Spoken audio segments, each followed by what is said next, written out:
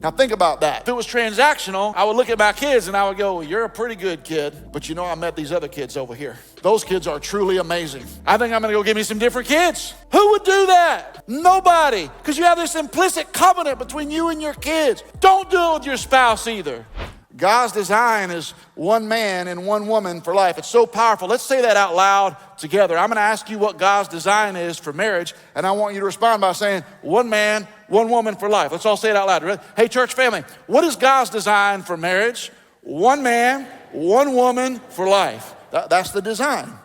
That's why divorce is never the first option for a Christian believer. That's why St. Paul writes that in verse 10 of 1 Corinthians chapter 7 that we read just a minute ago. He says the wife should not separate from her husband. That's why it says in verse 11, the husband should not divorce his wife. What wife and what husband? He's talking about wives and husbands that went to the church in the city of Corinth. And now I'm talking about wives and husbands that go to Family Church in West Palm Beach. We should not be considering divorce. A divorce for a Christian man and a Christian woman is never the first option. It's never a good option. And we want to try to stay away from that.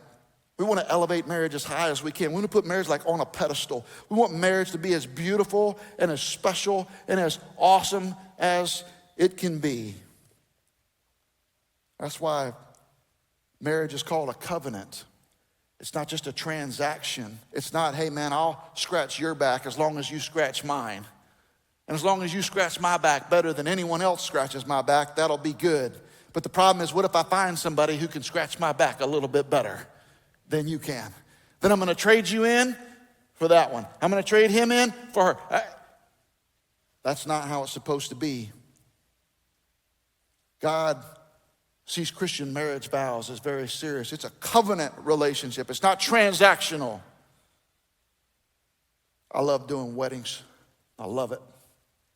We do a lot of them right here in this room. People come down the aisle. Come up here on the platform with me, and we say some things, and they exchange rings, and then he looks at her and she looks at him, and I have them say, I take you as my lawful wedded wife or husband, to have and to hold from this day forward, for better, for worse, for richer, for poorer, in sickness and in health, keeping yourself, forsaking all others, keeping yourself, as long as you both shall live. This is the beautiful thing when you make marriage vows. I will forsake all others and keep myself only for you, as long as we both shall live. For richer, poorer. For better, for worse. In sickness and in health. Whew. Sickness and in health can be a tough one, because sometimes if you live long enough, somebody gets really sick. They get really sick in their body.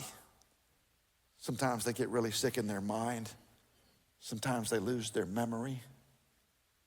And yet if they're still alive, those marriage vows still count, don't they?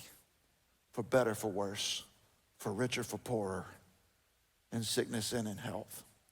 And I've watched some Christians in our church live that out.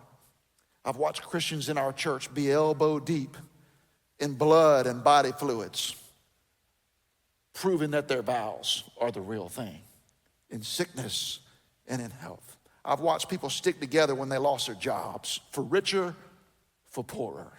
I've watched people stick together when their kids went sideways, for better or for worse. I've watched people battle temptation and fight it off, keeping myself only for you, as long as we both shall live. That's the vows. That's a covenant, man. When you're married, you get to establish a new household. You establish a covenant together. You establish something that matters to God. And those promises are binding until one of you is dead. Think about your kids. You kind of have, you never stated it out loud, but you kind of have a covenant relationship with your kids, don't you? I mean, it's kind of like that. I'm kind of promising that I'm going to be your dad the rest of your life. And I'm going to be on your side no matter what. Now think about that. If it was transactional, I would look at my kids and I would go, well, you're a pretty good kid, but you know I met these other kids over here. Those kids are truly amazing. I think I'm gonna go get me some different kids. Who would do that? Nobody, because you have this implicit covenant between you and your kids. Don't do it with your spouse either. You have a stated covenant that you said out loud and you exchange rings and vows. You kiss the bride. Man, elevate marriage.